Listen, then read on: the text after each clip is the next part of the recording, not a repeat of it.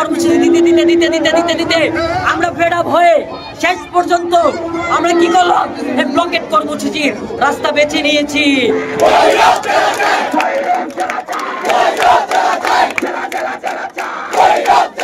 আগামীকালকে রেলপথ ব্লক করব এবং পরশুদিন নৌপথ ব্লক করব। এরপরও যদি সরকার আমাদেরকে জেলা হিসেবে ঘোষণা না করে, আমরা ভৈরববাসী নিজেরাই নিজেদেরকে জেলা ঘোষণা করে দিব। আমাদের সাথে বাংলাদেশ এই অন্তর্বর্তী সরকারের জনপ্রশাসন মন্ত্রণালয় নামক এক তামাশা মন্ত্রণালয় আমাদের সাথে এক তামাশা করেছিল। যেহেতু আমরা ভৈরব উপজেলা কিশোরগঞ্জ ডিস্ট্রিক্টের অন্তর্ভুক্ত আছি এখনো, সেই সুবাদে কিশোরগঞ্জ ডিস্ট্রিক্ট নাকি ময়মনসিংহ বিভাগের অন্তর্ভুক্ত চলে যাচ্ছে, এরকম প্রস্তাব দিচ্ছে তারা। সেই প্রস্তাব প্রত্যাখ্যানের প্রতিবাদে আমরা ভৈরবের ছাত্র জনতা আমরা আন্দোলনী কর্মসূচি ঘোষণা করেছি। ভৈরবের উপর দিয়ে কিন্তু সমস্ত ঢাকায় কারেন্ট সাপ্লাই হয়, ভৈরবের উপর দিয়ে সারা ঢাকায় গ্যাস সাপ্লাই হয়। আমাদেরকে পরবর্তী সময় একদম বাধ্য করবেন না যাতে আমরা সমস্ত ঢাকা শহর অচল করে দেই।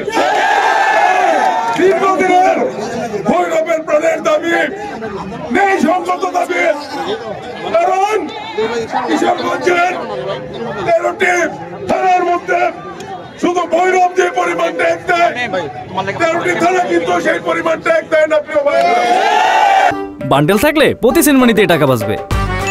বিকাশ সেনমানি বান্ডেল কিনে জিতুন প্রতি লেনদেনে। পাশাপাশি আমাদের ভৈরব যে পরিমাণ কারেন্ট আমরা ব্যবহার করি, বাকি 13টা থানা মিলে সেই পরিমাণ কারেন্ট ব্যবহার করে। তাই প্রিয় ভাইরা, আমরা যখন রাস্তায় নেমে এসেছি অবশ্যই যারা বাস্তবায়ন করে রাস্তা থেকে ফিরে যাবো। সরকারকে হুঁশিয়ার করে বলতে চাই, আপনি ভৈরবের মানুষের প্রাণের দাবি মেনে নিন, না হলে অনেক বিকল্প ব্যবস্থা আমাদের আছে। প্রিয় ভাইরা, ভৈরবের রেলপথ, নদীপথ, সড়ক পথ তো আছেই, পাশাপাশি ভৈরবের উপর দিয়ে কিন্তু সমস্ত ঢাকায় কারেন্ট সাপ্লাই হয়, ভৈরবের উপর দিয়ে সারা ঢাকায় গ্যাস সাপ্লাই হয়। আমাদেরকে পরবর্তী সময় একদম বাধ্য করবেন না যাতে আমরা সমস্ত ঢাকা শহর অচল করে দেই। আমাদের একটাই দাবি, ভৈরবকে জেলা চাই। আমি অন্তর্বর্তী সরকারকে অনুরোধ করব, বাংলাদেশের গুরুত্বপূর্ণ এলাকা ভৈরব, বন্দরনগরী ভৈরব, এই ভৈরবকে 65 জেলা হিসেবে ঘোষণা করেছে।